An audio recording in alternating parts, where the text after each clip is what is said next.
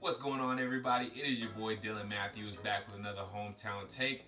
Today I'm focusing on the NBA and the travesty that is the Brooklyn Nets. Now, why are they a travesty? Because the whole team done dipped out for good reason, because none of them want to play in that bubble. None of them want to take risk on getting that coronavirus.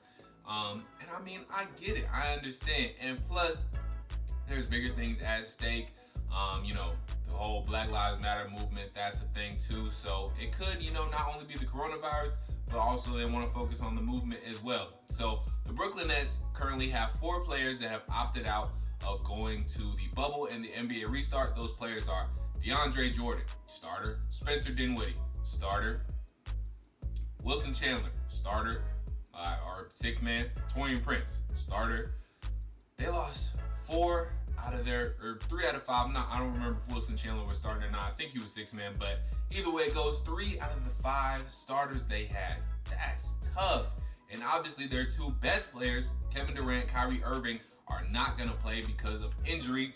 So that leaves them with this roster: Tyler Johnson and Chris Chiozza at point guard. Never heard of him. Obviously, Karis LeVert, their best player right now, left.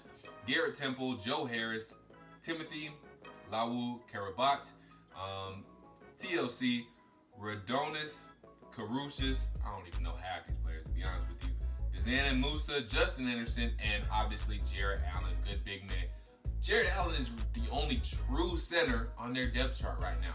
They have 2 point guards on the depth chart, 2 shooting guards, 3 or 4 small forwards / power forwards, and 1 center. The Nets are struggling with their roster right now. So they've called in some reinforcements as they desperately have needed to. Who they call on? The walking bucket, Jay Crossover, and Jamal Crawford. Now, I like that move. They also got Michael Beasley.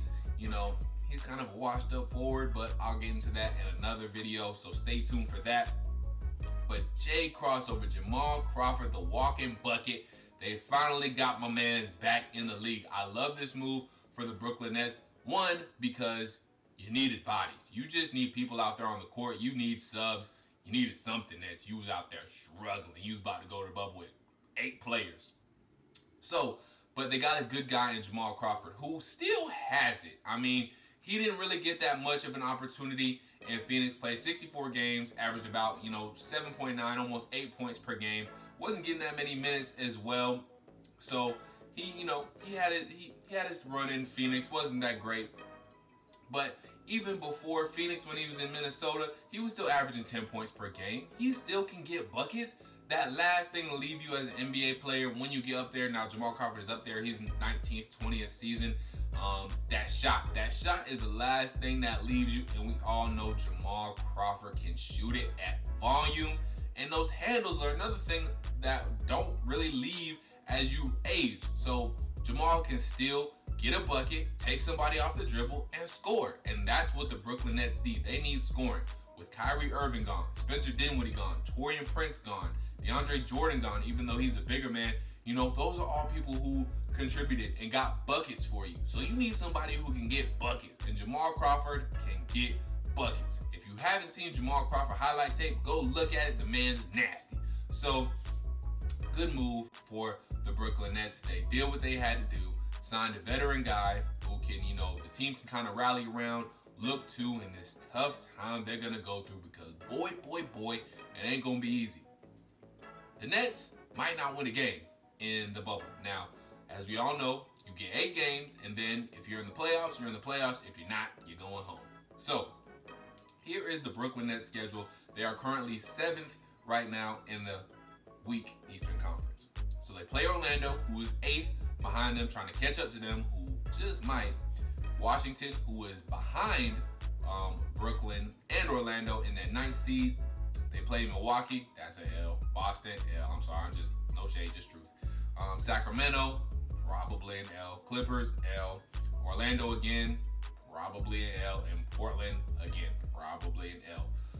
Your best chance is to win against Washington. You better do that, because if you lose out and Washington somehow goes on a magical run and wins out, you guys are out. So Brooklyn, you need to rally behind Jay Crossover. Hopefully Michael Beasley can do something for you.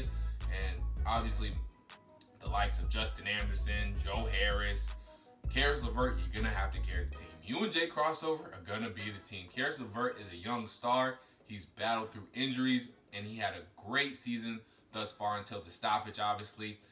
Karis, Jamal, you're going to have to do your thing out there. You're going to have to make it happen. Jared Allen, you're going to have to be a force down there, catch a whole bunch of alley-oops. It's down to 3 guys. Jamal, Karis, and Jared. It's up to y'all. If y'all want the Brooklyn Nets to at least make it to the playoffs, because first round, you're probably getting swept. Or you're losing in 5. You might get a pity game. You don't know. But if you guys still want to just at least make it to the playoffs, show your faces in the playoffs, at least say you made it to the tourney, made it to the dance, you need to do something. You made a good first step, though, in signing Jamal Crawford. Tell me what you guys think. Do you guys think they should have gone somewhere else? Do they think they should have signed somebody else, went elsewhere with their signings to reboot and refill that roster? Do you?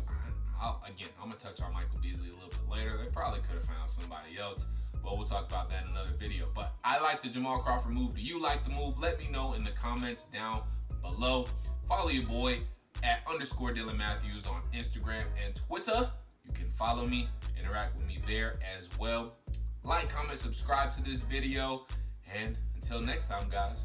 Peace.